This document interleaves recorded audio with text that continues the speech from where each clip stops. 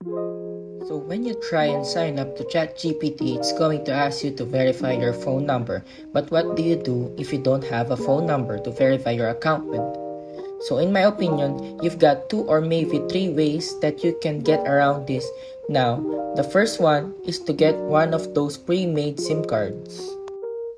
So I'll show you how you can now get an online number that you can use to verify your account.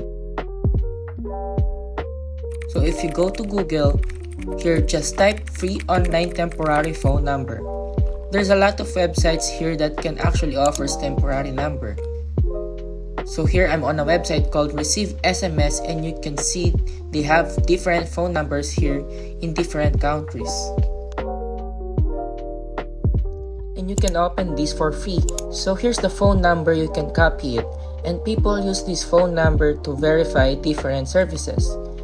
So now, a lot of these free phone numbers are already going to be used to verify somebody else's account.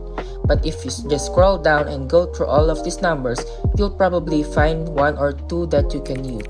Another option, instead of search for free, just type in paid online temporary phone number, and this gonna be more reliable. That's it. I hope this video helped you out.